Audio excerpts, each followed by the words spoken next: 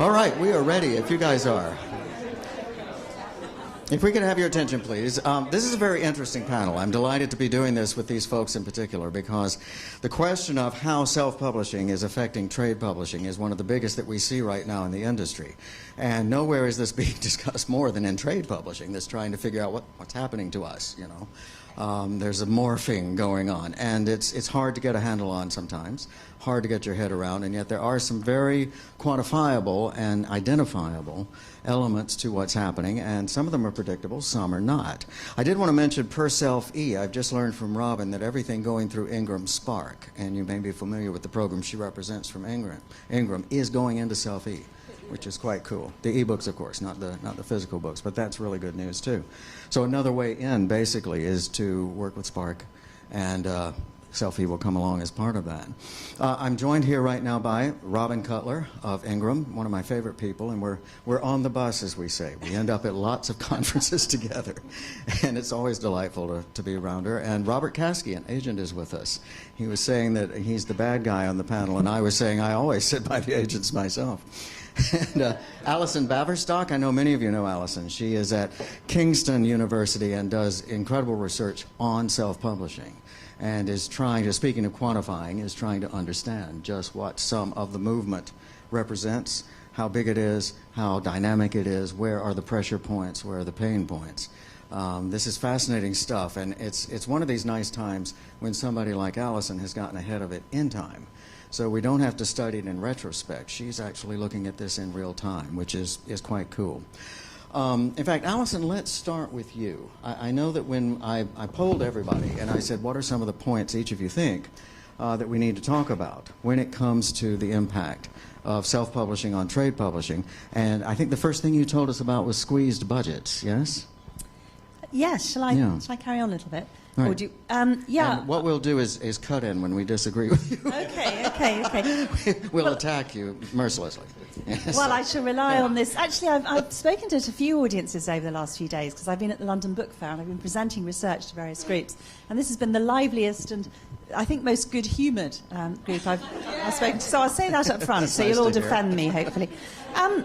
I thought what I'd do is just very briefly give you a bit of a history lesson as I see it, as I think what has happened. And I think the first thing that happened was that what's often referred to as the diversification of the media. And what I mean by that is that when I was growing up, there were 3 television channels available and 4 BBC radio stations. And actually, publishers knew how to predict the public. They knew how to reach them. They knew which magazines and newspapers got through to the readerships they wanted to reach. And what's happened since then is there's been this explosion of media. There are so many new ways to reach audiences. And through that process, publishers became much more reliant on their authors to help them find the market. So that was the first big trend. The second is that incredibly squeezed budgets within publishing, so less money to spend on marketing, therefore, again, reliance on authors. And then the third trend was the rise of technology for self-publishing. And so authors were either watching what was going on or having a go themselves. And I think cumulatively these trends have been really significant because what they've done is they've increased public understanding of what publishing is. Publishing was always a bit of a sort of mysterious art that nobody knew really what happened. And also the sort of clever maths of how many words you fit on a line in order to be able to read it in one go so that you don't play tennis, you know, with text. All that was just hidden. And through self-publishing being available and all these other processes that were putting more of the responsibility onto the authors, authors have become empowered, and in the process they've become bolshy. You know, they know how things work. And often they can say to themselves, actually, I could do it better, and often they could. And that has had a fundamental difference on the way that the industry is operating. And out of that, a little bit more, Porter, are you happy with that? Yeah, I'm going to grab my tape recorder while you're talking, so I'm not walking out on you, Alison. Just carry on a minute longer. Yeah, keep talking. Right, okay. And I'm really not sure whether he's gone for a cup of tea or something. But out of that, I think what's happening is that the author is becoming the central person, and authors are starting to commission services. So because again of squeezed margins, publishers are spending less on editorial. So authors are often spending on editorial before they approach a publishing house. And this is, you know, really changing the order in which things used to happen. And as I say, I think it's a very profound significance. And just touching on the bit of research, I started off researching self-publishing. I've now moved it on, and I've just finished a big study of the impact it's having on independent editors. Because again, this is terribly significant. There was always an assumption that the difference between publishing and self-publishing was the involvement of an editor. And what I was finding was actually that self-publishing authors were using editors. So actually, where are these editors coming from? And what, from the research that I've just done, actually editors like working with self-publishing authors because they pay on time, they pay top whack, and they're also pleased with the service that they get. So, you know, all this is actually undermining the traditional fabric of the industry, and I think is profoundly signiant. And that's a great place. No, it's actually that's anyway, a nice segue. If we move to Robert, are you being undermined, Robert? No, I actually don't think we are at all. You see, everything's fine. I think it's also, going on what you were saying, I think it's the age of the consumer, and I think that's something that's really changed, because the way people communicate with each other, people are used to getting direct access to people. People now, you don't have to see the TV schedule. You don't have to go into a shop to buy something. You can think, I want this now, I want to watch this now, I want to buy this now, and also I want to read this now. So absolutely, I agree. It's definitely the time for the author, and I think I agree, it's very empowering for the author. But also, the author now is directly communicating with the reader or the consumer for the first time. And I think that's really made people like me, and I think I would say more specifically the publishers, really sit up and take notice and think, you know, the agent, it used to be the agent has to choose the author, then the agent chooses the publisher, then the publisher publishes the book. And there's lots of parts of that that can break down. And now, you know, in the very simple, ideal way, the author goes straight to the retailer, and that's fantastic. But I think the complexity there is sometimes it's not that simple. And I think there are some authors who like the idea of collaboration, who like the idea of having an agent, and maybe they find the agent after they've self-published. I'm not to say, you know, I'm sure the ideal scenario for many authors is that they publish and they continue to do so, and they find a way to sell their foreign rights or sell their film rights or write more books. But I think what really needs to happen, in my opinion, is that agents need to change their perception of authors. They need to change the relationship they have and see that it's a much more collaborative process.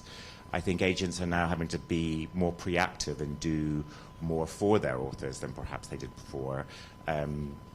Interestingly, for us, I work at PFD, which is one of the bigger agencies, and this isn't totally relevant, but it is in a way, is one of the reasons I'm getting involved in what we call self-publishing is we represent a lot of literary estates. And estates that we own or partially own, we're now feeling, you know, there's this explosion of content. There's no more, we're not reliant on publishers saying, you know, we want to buy your book or we want to publish your author, or we can actually, we as agents can say, well, we want this to have a much bigger appeal. We want to have this content like backlists that we can take directly to a digital publisher, which of course is a new phenomenon that's happening now as well. On the back of everything else, you've got people who actually say we can publish you digitally rather than going straight to conventional publishers. So really what I'm saying is I think we all have to adjust. It's realigning and redefining the relationships, and I think it just gives authors more choice. And I think more choices along the way of what you want. And I think that's very important. And it can actually give agents more choice. Absolutely. Yeah. I mean, we're now thinking, for example, that we want to have a consultant social media person because we think, you know, it's important for our authors to have that service. I agree the funding has completely changed within publishing. You know, you increasingly see now a particularly, I think, good example of it is the debut phenomenon. I mean, publishers want to find the big book. They want to pay lots of money for a big book that's going to sell a huge amount. And I think to the detriment of a lot of other authors, because then the budgets for editorial and publicity. So you suddenly find that somebody very excitedly gets bought by a publishing house, and then when it comes to marketing or publicity, there's often disappointment. So I think, yes, it's agents want to be more proactive and help their authors more in a market that's totally changed. Yeah, there's some. Juliet Mushins in London here has almost made a specialty of finding people who have published themselves. And she looks for very high-quality self-published work and then starts moving it toward the traditional side. In my country, Kristen Nelson is one who's doing this and just got a tremendous deal for Jacinda Wilder with a new 3-book contract with Penguin's Berkeley. You would say Barkley, we say Berkeley imprint. And this is great, and I think that Jacinda's thrilled. It's a stage in her career she never thought she'd see happen. I think the thing also that I would love to see happening with self-publishing is that it does go beyond genre, because I think at the moment it's very strongly defined by crime and fantasy and science fiction, and it's about writing 1, 2, maybe more books a year, and it's sort of feeding this monster that is and that is fantastic, because basically what the author is doing, what the writer is doing, is feeding the market, is going to the consumer and saying, I know you want to read a series, I know you want to read more about this person by me, and I think that's very valid and very effective and fantastic. But equally, for me, it would be great if you could see literary fiction or non-fiction books, and particularly children's fiction. I think if that's something that you could see more of. I'd just like to mention also the self-publishing. My personal definition of self-publishing is taking personal responsibility for the management and production of content. And I think there's a whole wealth of really valuable material that's worth preserving and worth finalising that actually will never be read by anybody else, or maybe put on one side for later. And I think that's, to me, where self-publishing has a really valuable social function for people who want to understand something that's happened to them in the past, or maybe just talk without being interrupted, just to store material that has a value to them. And I think that's of really profound social significance. So I think self-publishing is more than just stuff that will sell. That's a great point, Alison. Robin, in terms of what Ingram is seeing and what we're talking about here, as a matter of fact, what happens when material begins to move back and forth? How is that affecting from the self-publishing world to the traditional publishing world? How is that affecting what Ingram's doing? So, does everybody in the room know what Ingram is? Have you heard of Ingram? See, I get that. So I always like to ask that question. So Ingram is a U.S.-based book distribution company traditionally. It's the largest book distributor in the world.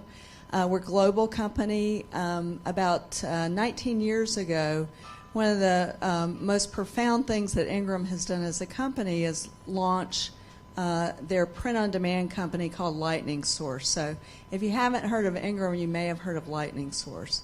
And Lightning Source has now been around for about almost 20 years. It's kind of phenomenal. That's incredible. Yeah, it really is. And the print-on-demand phenomenon and the growth in that technology has really helped to sort of spur this whole self-publishing, I think, phenomenon. Ingram has a print-on-demand company here in the UK. We also have one in Australia, and we also have print partners around the world. So it's a global print-on-demand solution. In addition to that, Ingram also has a global ebook distribution part of its company that works with all the major ebook retailers, about 70 retailers in the world. And Amazon's just one of those. Amazon Kindle's just one.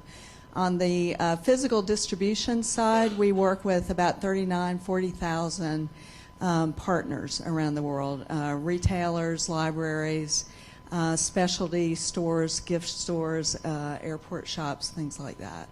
So it's really important to work with Ingram because Ingram has the widest distribution that you can get of your title.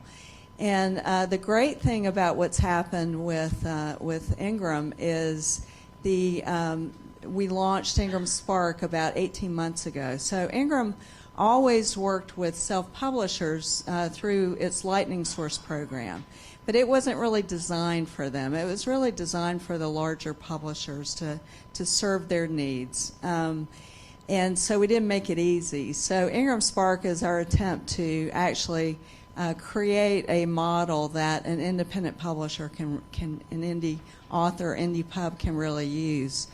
They can upload their title as a print-on-demand book, and also as an ebook, and make it as broadly available as a Random House title is. You get the same distribution that a Random House author gets. It's really pretty amazing when you think about it.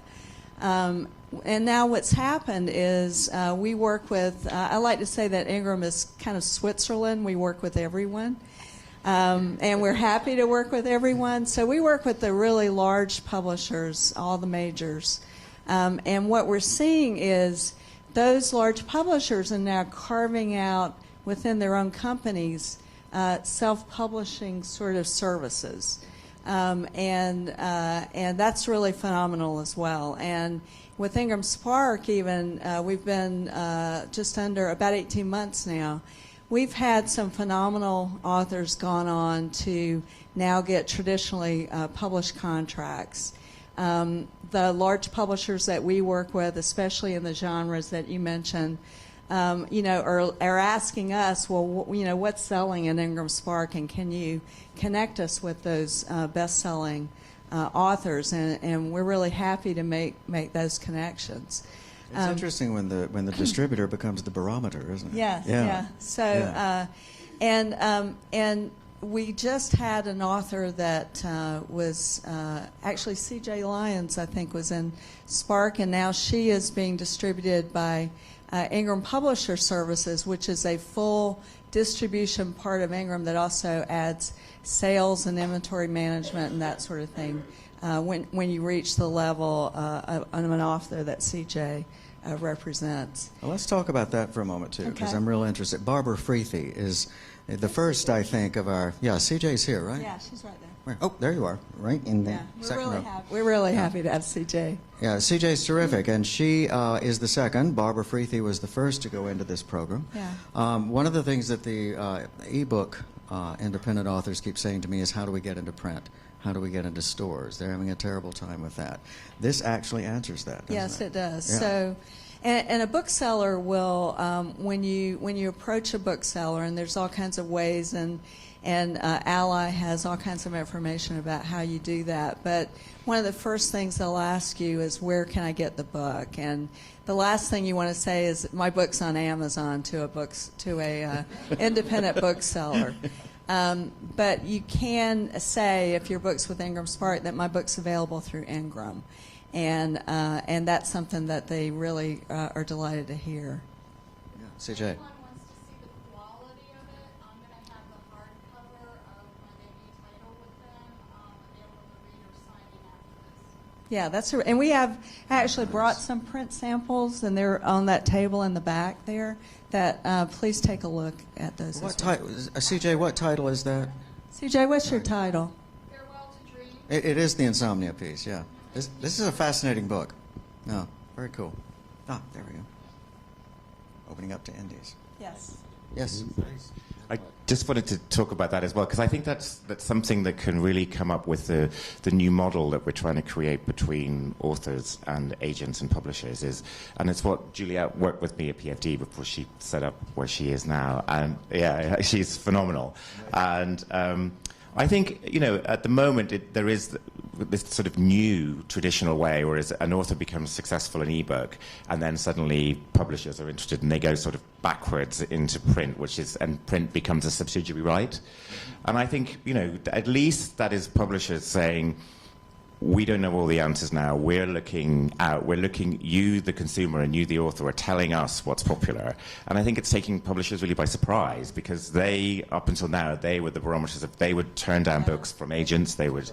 And suddenly there's these usually enormous bestsellers that have been turned down by publishers. And I think, that's exciting prospect, because it's meaning, as I said at the beginning, people have to redefine how they work and who they are. It's taste making in the other foot. Exactly. Yeah, exactly. So, sure. Sorry, yes, I just wanted to emphasise that point. I can't stress how significant that is, that authors who were published through traditional publishing houses had no information. You get 2 royalty statements a year, and they're often wrong. And in between, very little information. And publishers, I have to say, I was a publisher. I was a publisher for many years, and then started writing about the industry. Confession is good Yeah, for the soul, yeah. Alison. But I think that's what increases my objectivity. But publishers were always terribly confident that they knew what everybody should be reading. And I think one of the interesting things, or many interesting things about self-publishing, is it's opened up new areas where there wasn't much activity. And my favourite example is sort of non-spectacular memoirs. There was this view that only if you had a childhood as awful as Frey, who wrote 1 million little pieces, and then it turned out most of it was made up. But it was a sort of Olympics for who had the worst childhood. And actually there's a real market for sort of redemptive reading that covers the sort of everyday disasters that happen to most of us, you know, like a child leaving home, a divorce, a death of a parent.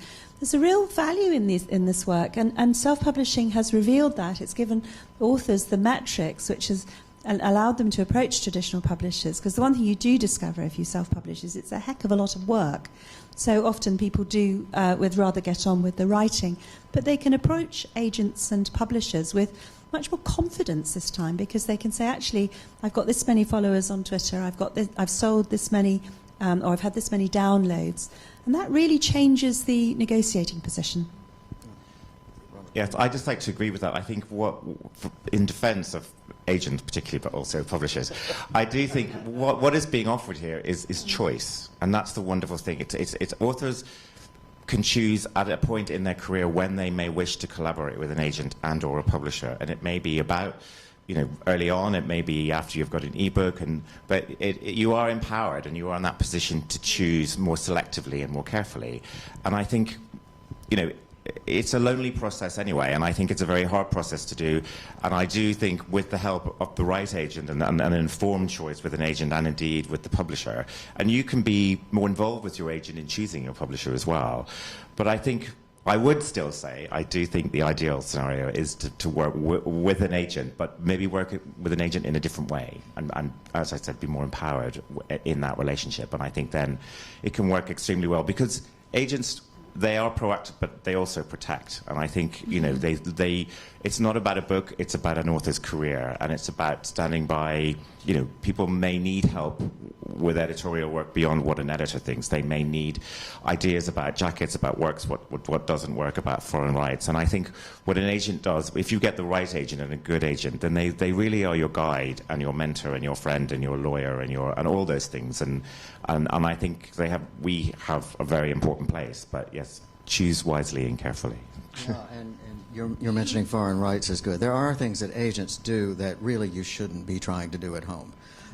Film rights. You really don't want to try to deal with Hollywood. It's just, you know, and who is it? Johnny Geller always says you don't want to be up at 3 in the morning talking to Latvia, you know, about what's going on. That's what foreign agents do. And there are elements of the industry as you begin to move and deepen your career that agents can be wonderful with, and I think it's evolving. I think over time the whole agenting community is learning new things that they can do. By the way, I want to say, Orna, keep us honest on our time. I don't know quite when we're finishing up here, but if you have a question, just start waving at us and we'll break. Whoa, here we go. That was quick. Good heavens. Yes, please.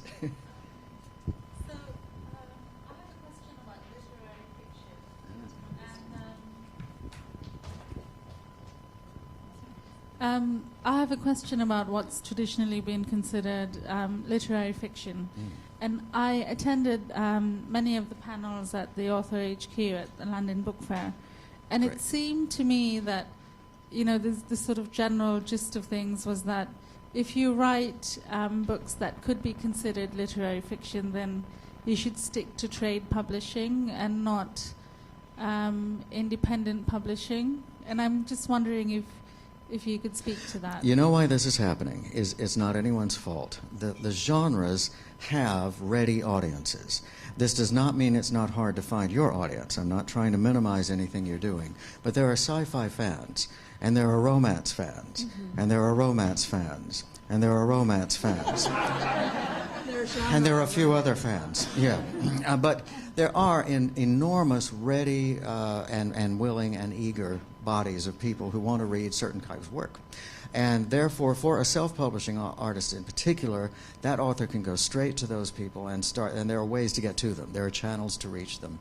There are wonderful associations and organizations that bring them together, and it's much easier to find your audience that way. Literary basically goes across all of them. Yeah. Or none of them. and you're trying to find something that doesn't exist. Your audience is not out there yet.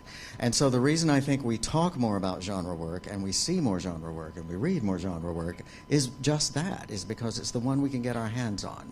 The side of it that's literary is going to be harder, and to this point, we're not seeing very much literary work come forward in self-publishing. Not as much as I would like. Alison? But personally, I wouldn't see the two things as separate. I wouldn't see it as one or the other. Right. I think, it's interesting at Kingston, where I lead a publishing masters. I've just validated a module which is actually going to put self-publishing as a module within the masters in publishing, because I think it should be there. I think it's part of publishing. I don't see it as a separate thing, and I don't see it as either or. And I don't see why, as a literary author, you shouldn't experiment with blogging or making material available that gives a readership a taste of your work.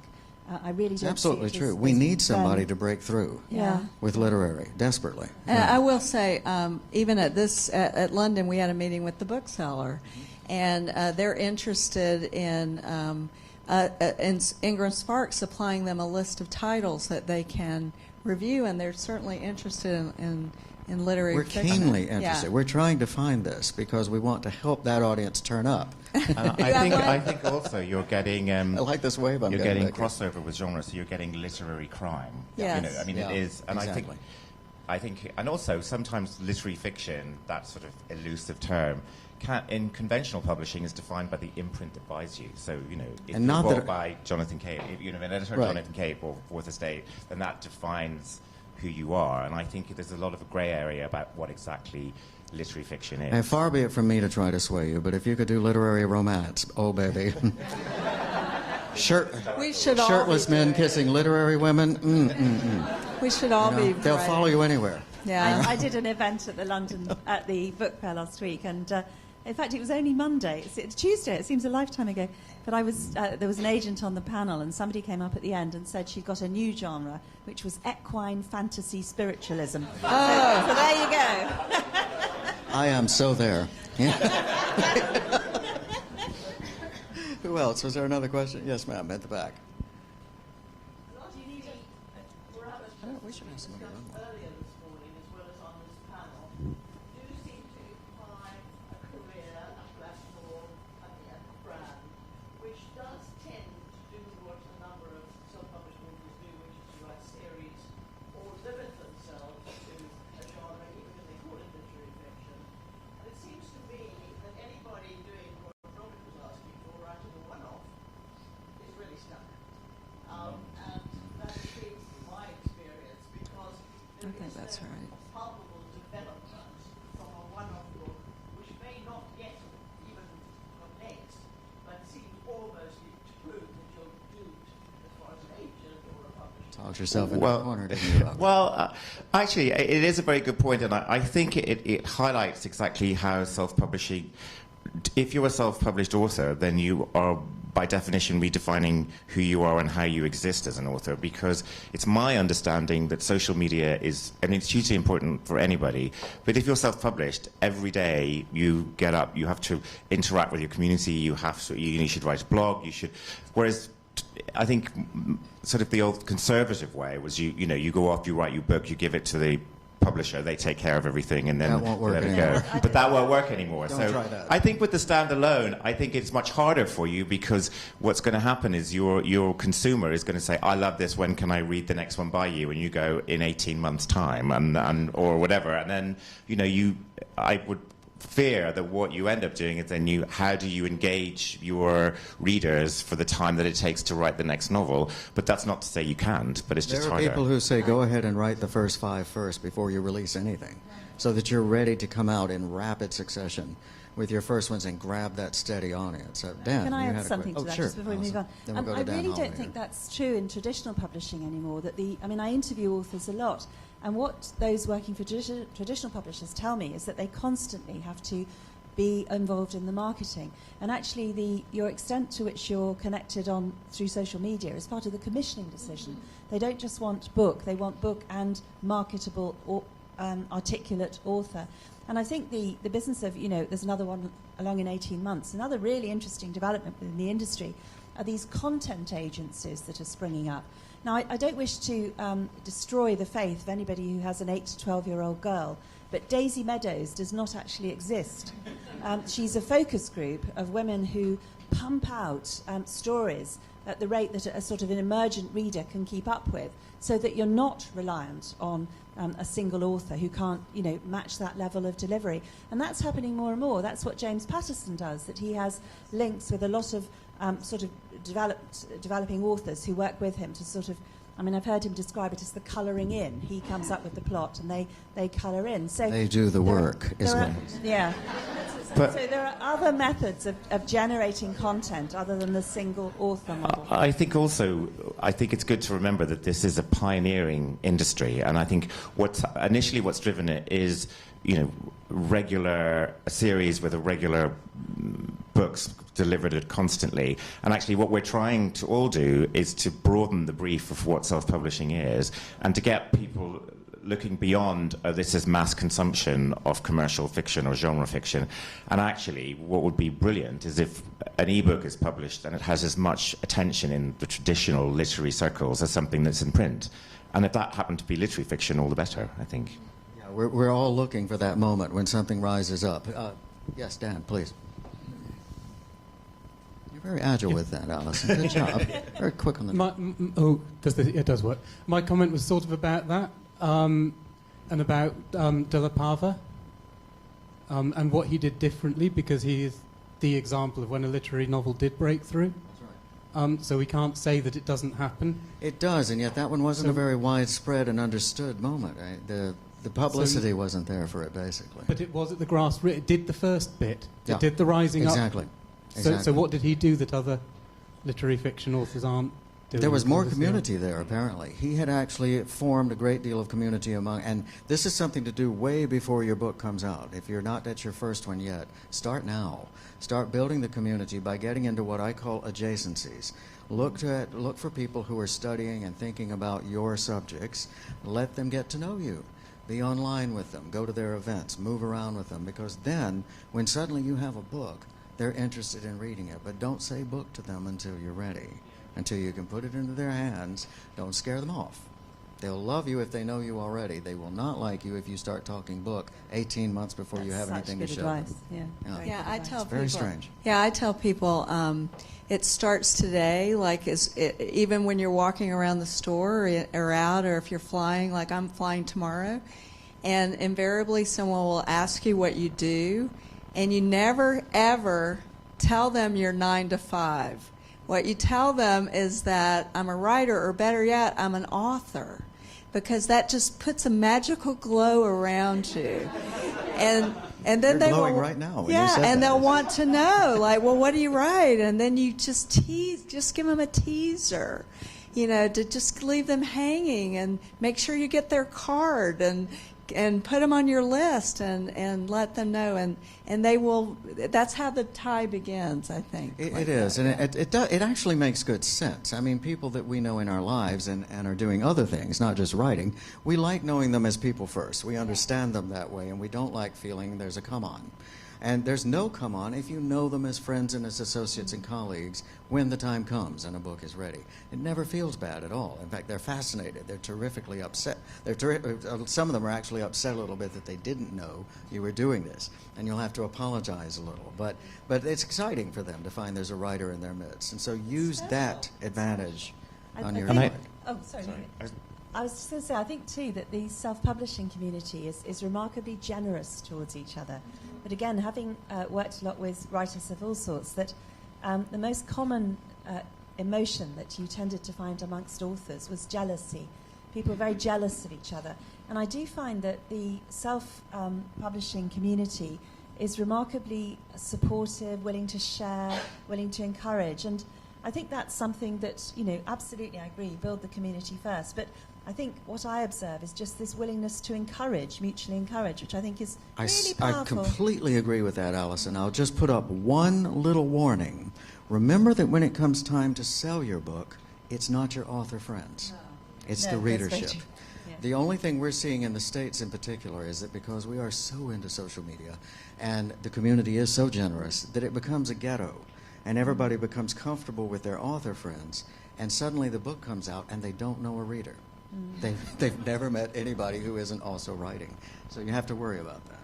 Yeah, David Nichols did a session the day before the book fair, and he talked about going around where, I think in London, going around where he had visited bookstores in the past and they weren't there anymore, and then he felt shameful that he actually had never purchased a book in that bookstore.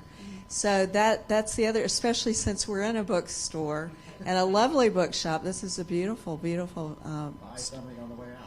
Well, it's just that if you really want, and I haven't ever spoken to anybody who's a writer who just wants an ebook. You know, they just want to sell. They always want some to see a book in a bookstore, right? And so it's really important to make the connection with your local bookseller, with your local librarian. Get to know them and let them know about you and form that connection. And then when your book does come out, you have that relationship and you can go in and talk to them about doing an event with you. If you go in cold and you've never patronized the store, they're less likely to talk to you. If you go in and very proudly say, my book is on CreateSpace, you'll be lucky if they don't hit you over the head with something. And I think also a good thing that's happening now is there are traditional publishers who are publishing books in e-form first and then following it up with the trade paperback. Yes.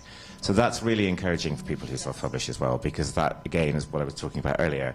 It's making the e-book a valid equal to a print edition, and that's an important development, I think. It's worth dwelling a little bit as well on how you can work with your local independent bookstore, that actually it isn't true that they won't do launches for self-published books. They absolutely will.